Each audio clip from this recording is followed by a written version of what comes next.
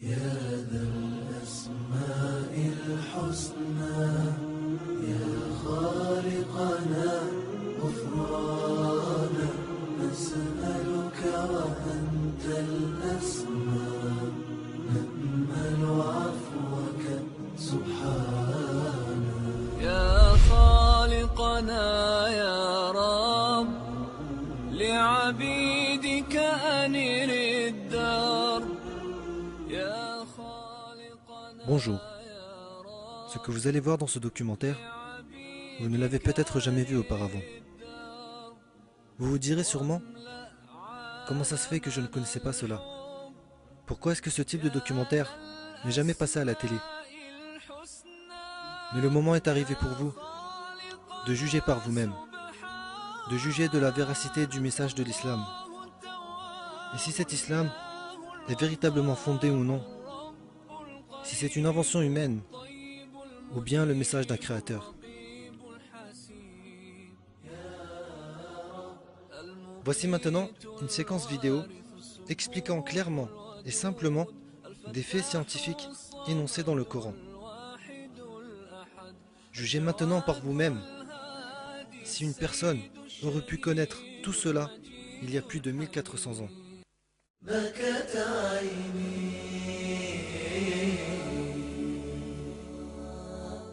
بكت عيني بكت عيني على ذنبي. La théorie du Big Bang, qui a été acceptée à l'unanimité par le monde scientifique au XXe siècle, prouve que l'univers est apparu dans une gigantesque explosion. Un verset du Coran a révélé ce fait il y a 1400 ans.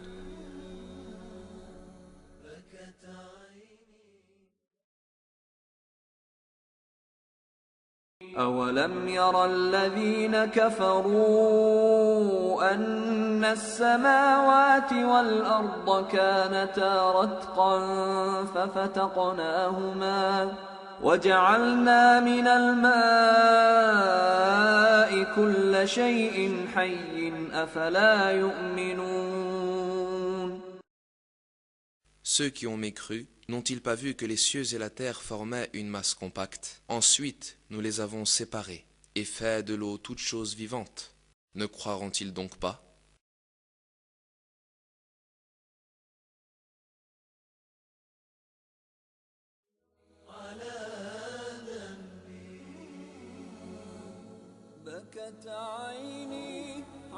Le mot ratq, qui est traduit par former une masse compacte, signifie en arabe mélanger, fusionner dans le langage courant. Et le verbe séparer dans la phrase « nous les avons séparés » correspond au verbe arabe fataqa, qui implique le désassemblage ou la destruction de la structure des éléments unis les uns aux autres. Un fait scientifique très important est décrit ici, la séparation des cieux et de la terre. Curieusement, aux premiers instants du Big Bang, la matière tout entière de l'univers était concentrée en un seul point. Les cieux et la terre qui n'étaient pas encore créés se trouvaient dans cet unique point, puis ce point explosa violemment, en forçant la matière à se désunir, tout comme cela est décrit dans le verset.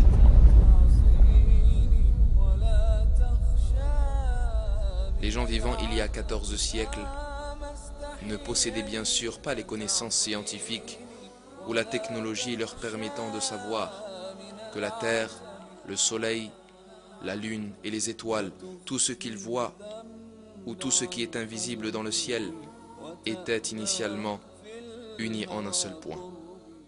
إلهي سيدي ربي أغثني أغثني وخذ بيدي ومن بعدي. Un verset dans le Coran attire l'attention sur une caractéristique très importante des montagnes, la fonction de prévention des chocs dans la terre. وجعلنا في الأرض رواسي أن تميد بهم وجعلنا فيها فجاجا سبلا لعلهم يهتدون.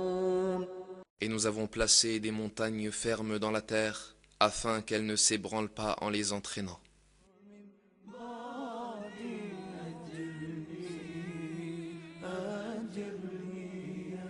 Et la géologie confirme aujourd'hui cette caractéristique des montagnes.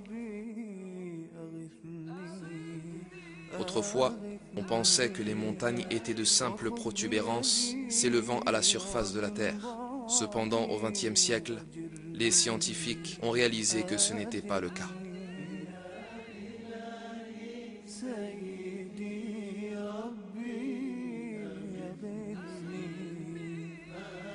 Les parties communes, comme étant les racines des montagnes, s'étendent aussi profondément que 10 à 15 fois leur propre hauteur.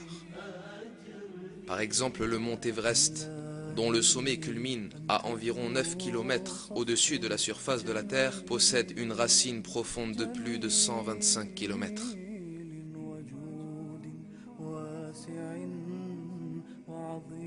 Les montagnes apparaissent suite au mouvement et aux collisions des plaques massives formant la croûte terrestre.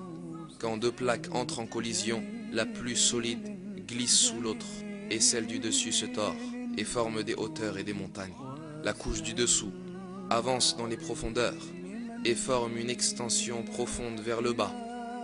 Ces extensions sont les racines des montagnes. Grâce à leurs racines, les montagnes fixent les croûtes terrestres. Par conséquent, elles empêchent tout glissement sur la couche de magma, parmi les couches elles-mêmes, et elles empêchent également de grandes secousses terrestres.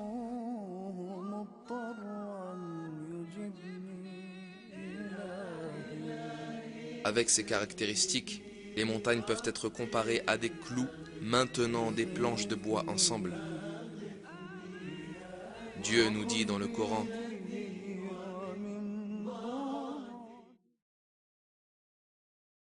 ألم نجعل الأرض مهادا والجبال أوتادا. N'avons-nous pas fait de la terre une couche et placé les montagnes comme des piquets?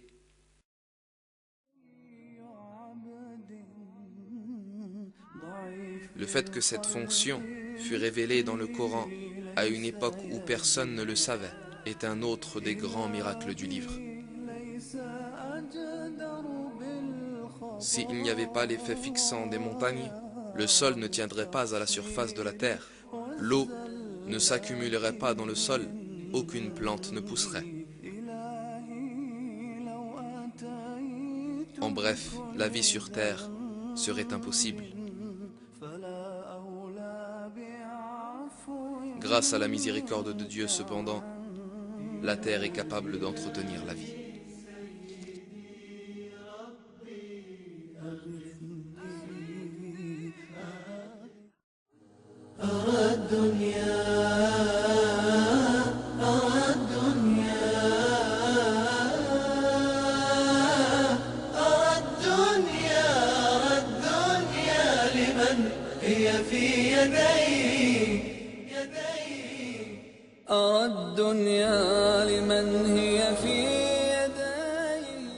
Il existe plus de 100 milliards de galaxies dans l'univers visible.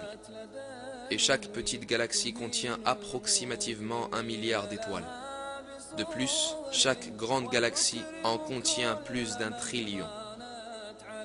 Beaucoup de ces étoiles possèdent des planètes, et un grand nombre de ces planètes possèdent des satellites. Tous ces corps célestes suivent des chemins et des orbites très finement calculées depuis des millions d'années. Les étoiles, les planètes et les satellites tournent tous autour de leur propre axe, et ils tournent également avec le système duquel ils font partie.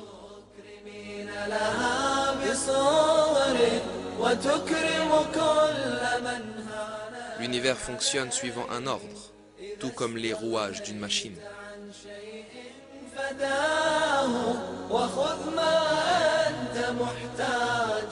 Le mouvement des corps célestes dans leur orbite est basée sur un réglage très fin, à tel point que leur déviation dans leur chemin peut avoir des conséquences drastiques qui peuvent sonner la fin du système complet. Par exemple, les conséquences d'une déviation de la course de la Terre de simplement 3 mm ont été décrites ainsi.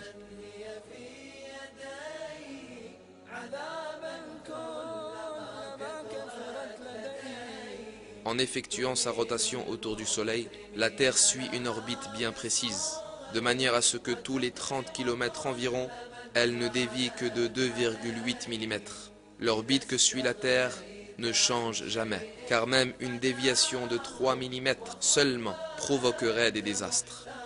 Si la déviation était de 2,5 mm au lieu de 2,8 mm, alors son orbite serait plus élevée et nous serions tous gelés. Si la déviation était de 3,1 mm, on brûlerait.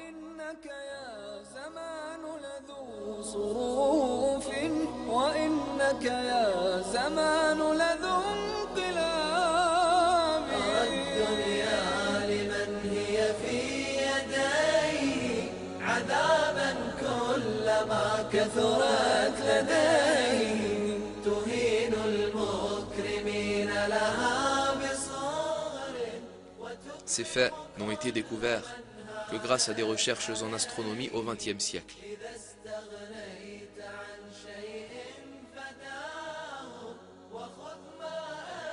Pourtant, il a été révélé 14 siècles auparavant dans le Coran que les corps célestes tournent dans des orbites très précisément réglées.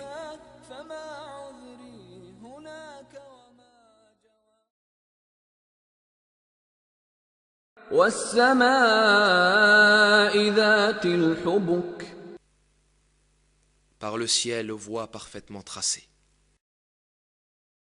Et dans un autre verset, nous apprenons ce qui suit. وهو الذي خلق الليل والنهار والشمس والقمر كل في فلك يسبحون.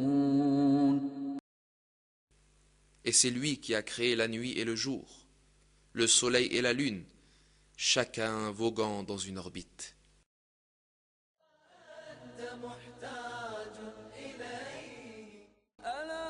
Selon les calculs des astronomes, le soleil se déplace le long d'un chemin appelé l'apex solaire dans le chemin de l'étoile Vega. De la même manière qui est révélé dans le Coran,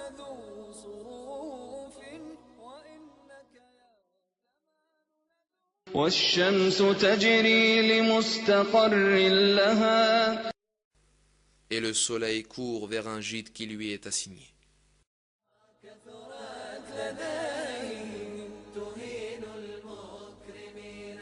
À l'époque de la révélation du Coran, l'humanité ne possédait aucun télescope pour scruter l'espace lointain à des millions de kilomètres de distance, ni des technologies d'observation ou la science moderne de la physique et de l'astronomie.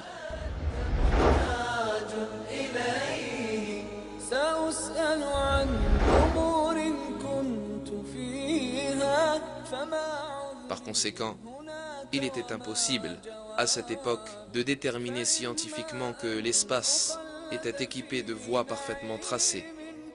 Cependant, ce fait est énoncé clairement dans le Coran, lequel est descendu à cette époque-là, car le Coran est la parole de Dieu.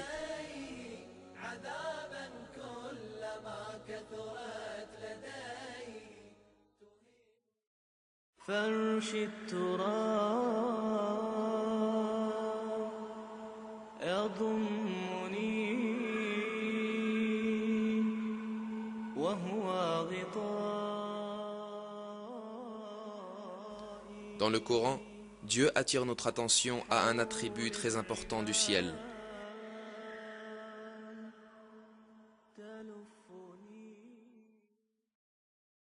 وجعلنا السماء سقفا محفوظا وهم عن آياتها معرضون. Nous avons fait du ciel une voûte protégée, et pourtant ils se détournent de nos signes.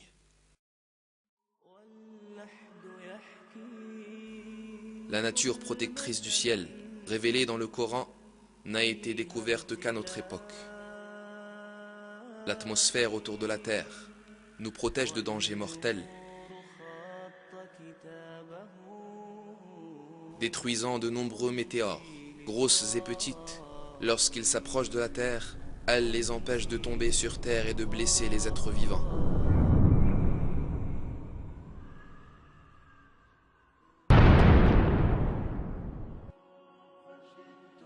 Elle filtre les rayons lumineux venant de l'espace qui sont nuisibles aux êtres vivants.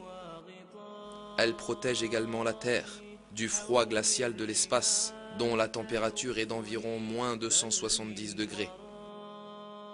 En plus de l'atmosphère, il existe une autre couche formée par le champ magnétique de la Terre, qui sert de bouclier contre les radiations nuisibles qui menacent notre planète,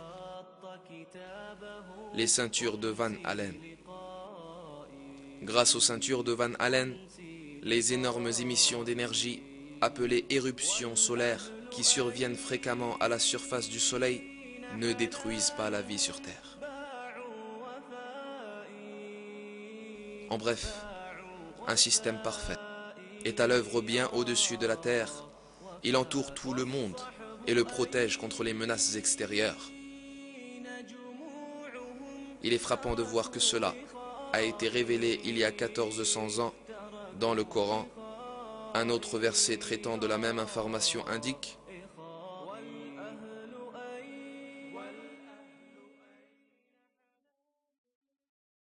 الذي جعل لكم الأرض فراشا والسماء بناء وأنزل.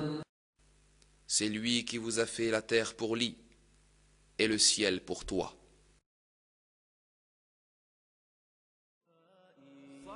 Ici le ciel est décrit par le terme arabe as-sama'u bina, en même temps que le sens de doum ou toit. Ce mot possède également une autre signification. Il décrit aussi un type d'abri ressemblant à une tente utilisée par les bédouins arabes. Décrivant le ciel comme une structure en forme de tente, le Coran souligne que c'est une forme de protection contre les éléments extérieurs. C'est la protection que l'atmosphère offre contre les météores et les rayons cosmiques. Tous ces faits montrent que cette information qui a été obtenue par l'humanité à la suite de longues recherches scientifiques a été communiquée dans le Coran il y a 1400 ans, quand il n'y avait aucun engin spatial ou télescope géant.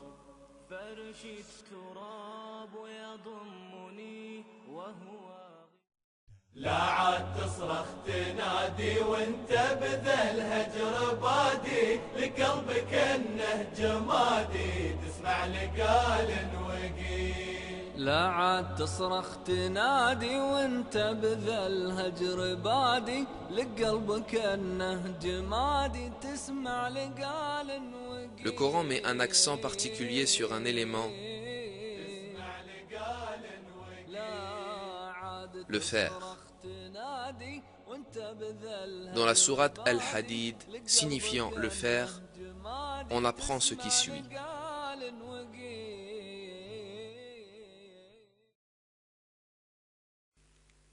وأنزلنا الحديد فيه بأس شديد ومنافع للناس. Et nous avons fait descendre le fer, dans lequel il y a une force redoutable, aussi bien que des utilités pour les gens.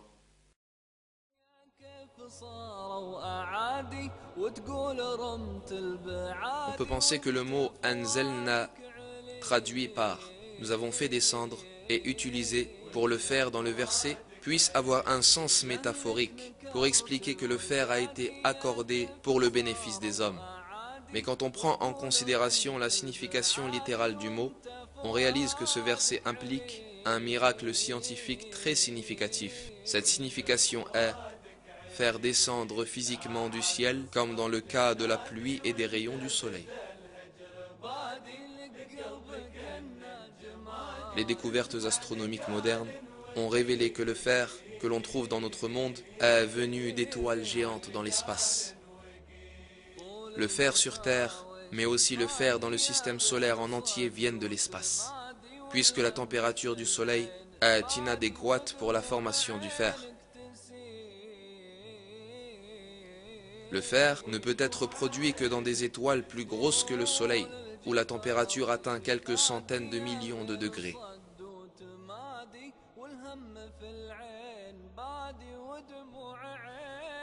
Quand la quantité de fer excède un certain niveau dans une étoile, celle-ci ne peut plus s'en accommoder et elle finit par exploser en ce qu'on appelle une nova ou supernova.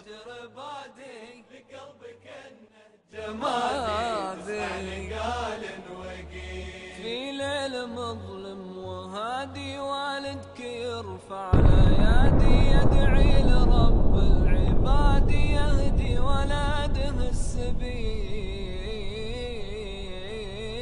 يهدي ولده السبيل ليل مظلم وهادي Ces explosions permettent la dispersion du fer dans l'espace. Tout le fer présent sur Terre provient de l'espace lointain grâce à ce mécanisme.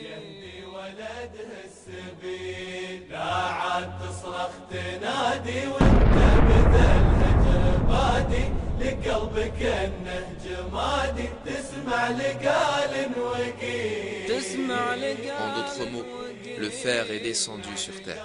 Comme nous l'apprend le verset, il est clair que cette information n'a pas pu être établie au 7e siècle, quand le Coran fut révélé.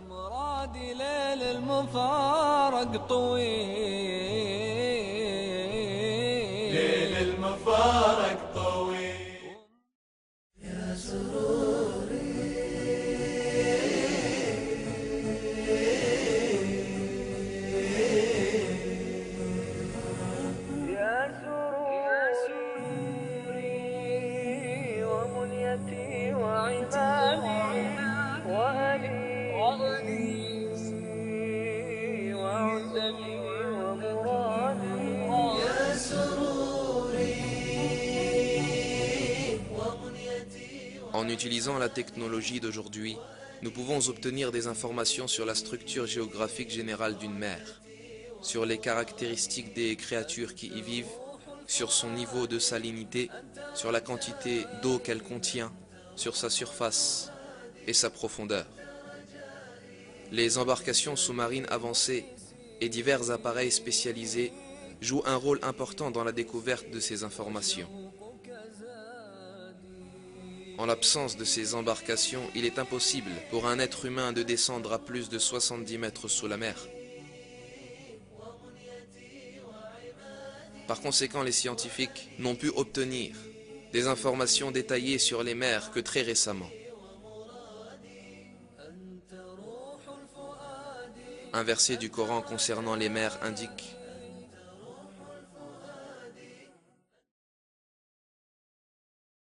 أو كظلمات في بحر لجي يغشاه موج من فوقه موج من فوقه سحاب ظلمات بعضها فوق بعض إذا أخرج يده لم يكد يراها.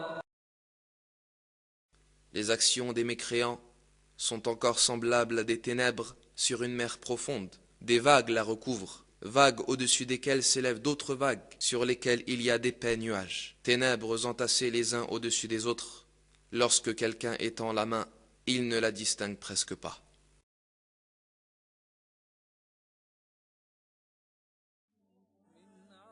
Une information sur laquelle notre attention est portée dans ce verset est le fait qu'en plus des vagues de surface, il existe un second type de vagues sous la mer. Il n'y a que récemment que les scientifiques ont découvert l'existence de ces vagues internes parmi les couches de l'eau de mer en profondeur à des densités différentes. Les vagues internes sont invisibles pour l'œil humain, bien qu'elles puissent être identifiées en étudiant les variations de température et de salinité à des profondeurs particulières. Il est impossible à un être humain, en l'absence de moyens technologiques, de l'équipement contemporain, d'avoir la moindre connaissance de ces mouvements de vagues sous la mer. Pourtant, dans le Coran, révélé il y a 1400 ans, Dieu Tout-Puissant parle de ces vagues internes dans les profondeurs des mers.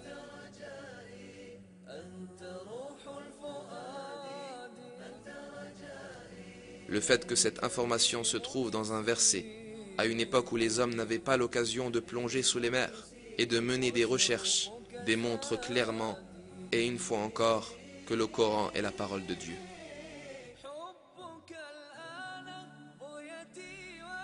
En prenant en compte la séquence indiquée dans le verset, on fait d'abord référence à l'obscurité des mers, puis à leurs vagues internes, puis à leurs vagues en surface, et enfin aux nuages au-dessus d'eux.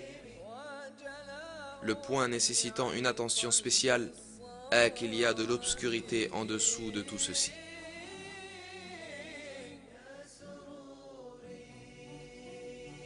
En réalité, les recherches employant la technologie actuelle ont montré que la lumière ne peut descendre à plus de 200 mètres sous la surface, et qu'une obscurité totale l'emporte après 1000 mètres.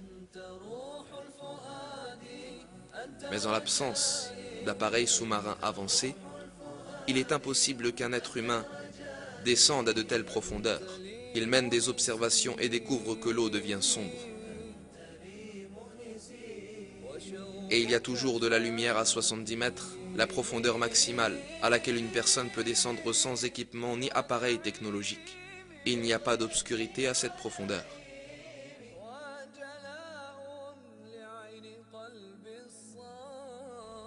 Il était donc impossible qu'au 7e siècle, quand le Coran fut révélé, que des hommes aient pu plonger sans appareil spécial ni bouteille d'oxygène et aient pu découvrir l'obscurité des mers.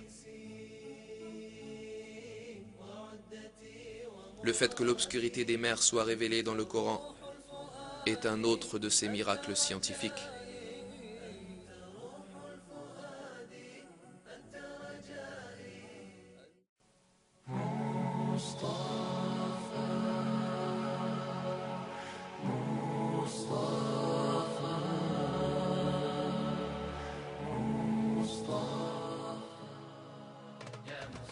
Des recherches menées grâce à la technologie avancée de notre époque, ainsi que des observations et des calculs, ont jeté la lumière sur plusieurs secrets concernant l'univers.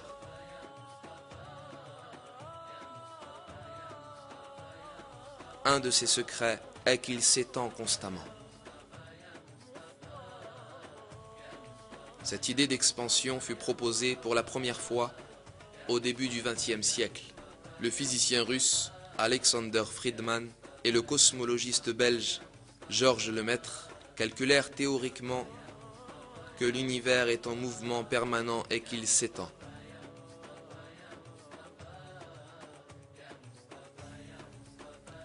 Ce mouvement fut confirmé par l'utilisation de données observationnelles en 1929. Pendant qu'il observait le ciel avec un télescope, l'astronome américain Edwin Hubble découvrit un fait surprenant. Les étoiles et les galaxies s'éloignaient constamment les unes des autres. Cette découverte est considérée comme l'une des plus importantes dans l'histoire de l'astronomie. Un univers où toutes les choses s'éloignent constamment les unes des autres implique un univers en expansion constante.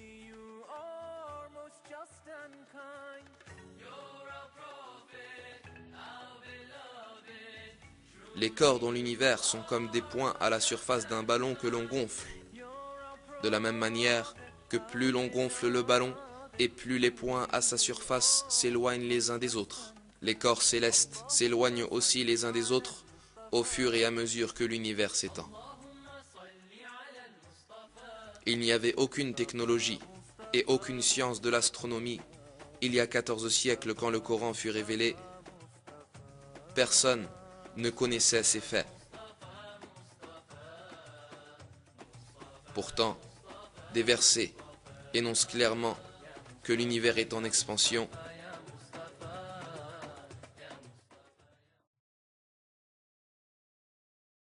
والسماء بنيناها بأيد وإنا لموسعون. Le ciel, nous l'avons construit par notre puissance et nous l'étendons constamment dans l'immensité. Écoutez maintenant attentivement les paroles de ces savants. Chacun ayant reçu des textes coraniques dans son domaine de spécialisation, afin de les étudier. On leur pose ensuite ces questions. Qu'en pensez-vous? Est-ce que cela peut provenir d'un être humain?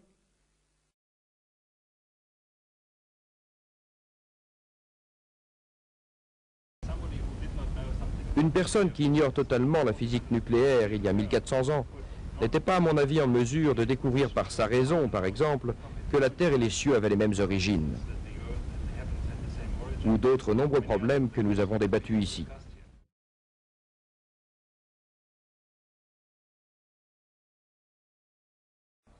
Cette description est une chose extrêmement difficile. C'est pour cela qu'il est certain qu'il ne s'agit pas de simple sens humain. L'homme ordinaire ne pouvait expliquer ce phénomène avec une telle précision. Je pencherai plutôt vers l'idée d'une force surnaturelle, surhumaine. Ces informations sont issues d'une source supranaturelle.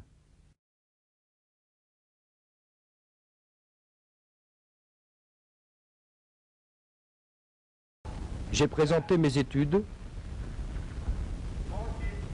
et je suis convaincu que tout ce qui a été dit dans le Coran il y a 1400 ans ne peut être qu'exact et peut être prouvé par les moyens scientifiques.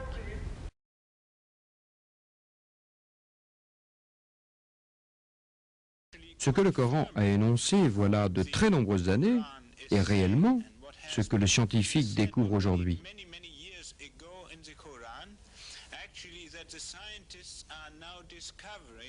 Il est important, pendant ce congrès, de communiquer ces données à toutes les nations.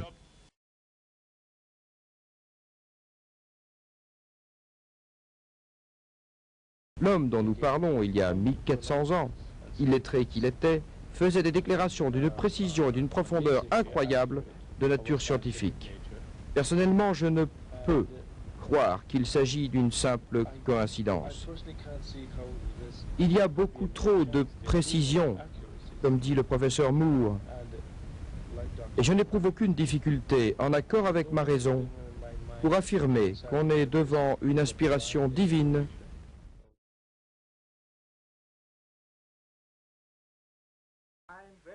Je dis que je suis très impressionné par la découverte de la vérité dans le Coran.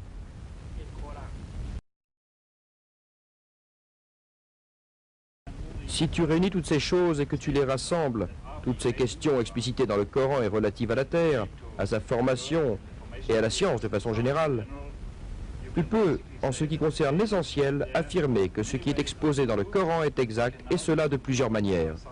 Aujourd'hui, les moyens scientifiques nous permettent de le confirmer. On peut, jusqu'à une certaine mesure, dire que le Coran est le livre de la science simplifiée.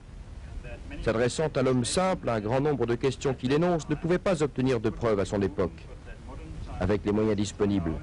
Aujourd'hui, nous sommes en mesure de vérifier les paroles de Mohammed qui ont été prononcées il y a 1400 ans.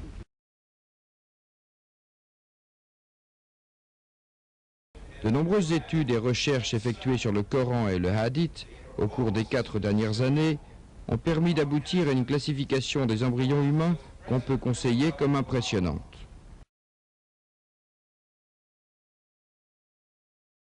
S'agissant de la réflexion à propos de telles questions et des recherches quant à la source où Mohammed a puisé, il est de toute manière un bédouin. J'estime qu'il est pratiquement impossible d'envisager que Mohammed ait une connaissance sur les origines de la formation. Les savants n'ont accédé à ces découvertes qu'au cours des dernières années et avec des moyens extrêmement compliqués, technologiquement très avancés.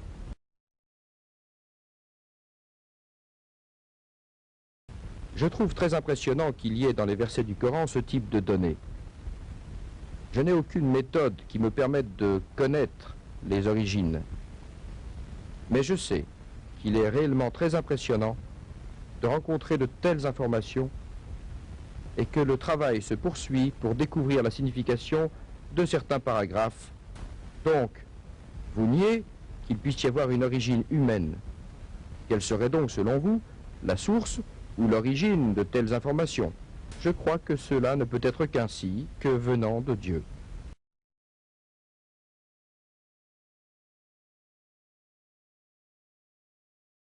La seule conclusion sensée est que ces descriptions ont été révélées à Mohammed, paix et bénédiction sur lui, par Dieu. Mohammed ne pouvait connaître de tels détails parce qu'il était illettré et par conséquent ne pouvait avoir de formation scientifique.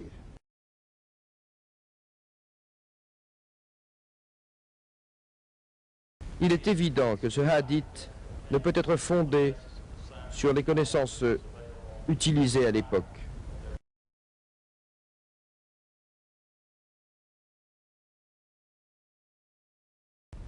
Ce que l'on vient de voir mérite l'attention. Il est possible qu'il n'y ait pas de place à une explication scientifique. Il pourrait y avoir une autre chose qui dépasse notre perception.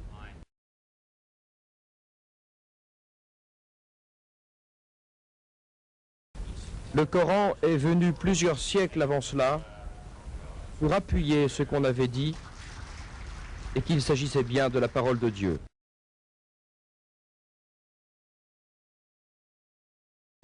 Je n'ai trouvé aucune difficulté à l'admettre. Comment croyez-vous à Mohammed alors que vous avez foi en Jésus, lui a-t-on dit. Je crois qu'ils sont issus de la même école, a dit le professeur Moore.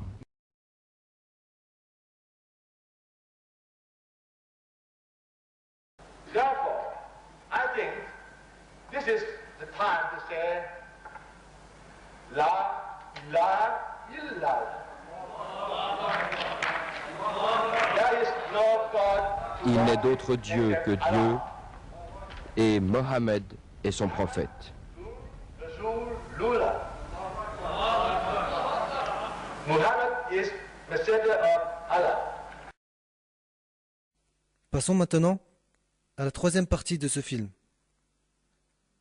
Vous allez lire des paroles de grandes personnalités, qu'ils soient des philosophes, ou bien des penseurs, ou des scientifiques, ou des écrivains, ou des empereurs. Lisez attentivement ce qu'ils ont dit.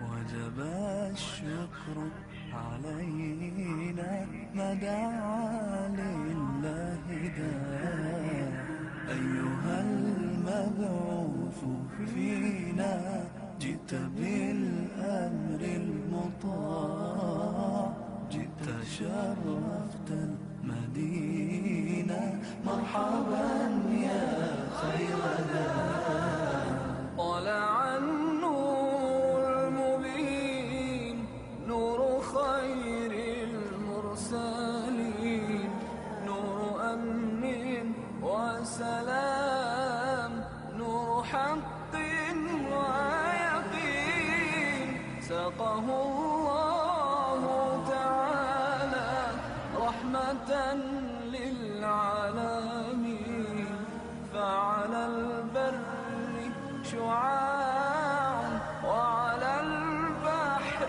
شعاع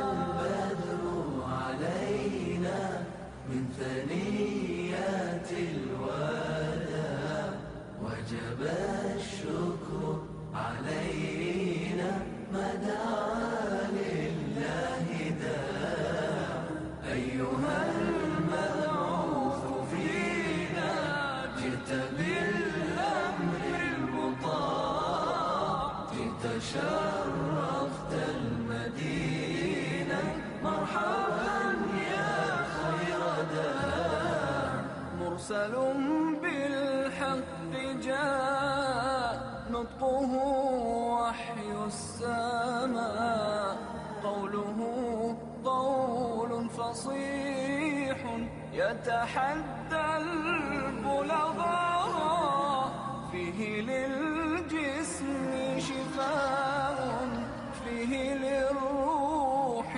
دواء أيها الهادي سلاما مع القرآن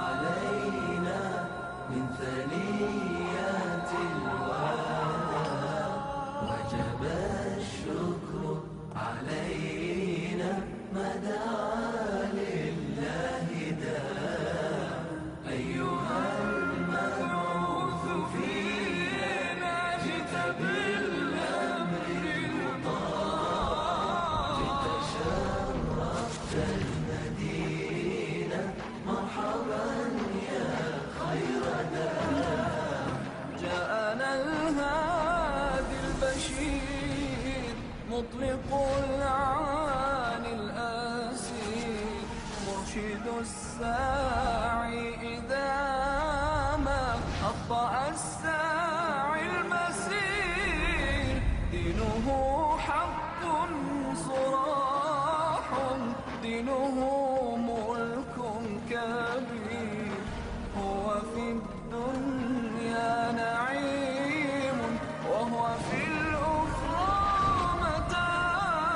متاع البدر علينا من ثنيات الوداع وجب الشكر علينا ما دعا لله داع أيها المبعوث فينا جئت بالأمر المطاع جئت شرفت المدينة مرحبا يا خير داع هات هدي الله هات يا نبي المعجزات ليس للات مكان ليس للعزى ثبات وحد الله ووحد شملنا بعد الشتات أنت ألفت قلوبا شفها طول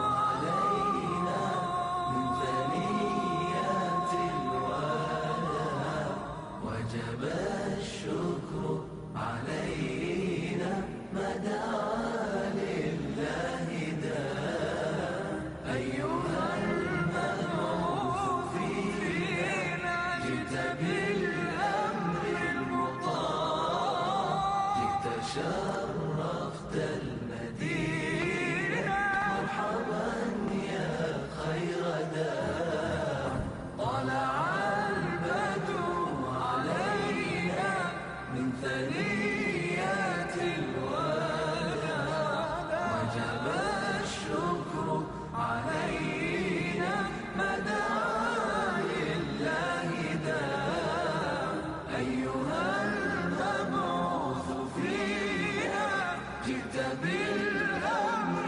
المطاع جئت شرفت المدينة مرحبا يا خير داع طلع البدر علينا من ثنيات الوداع وجب الشكر علينا ما دعا لله داع أيها المبعوث فينا جئت بالأمر المطاع جئت شرفت المدينة مرحبا يا خير داع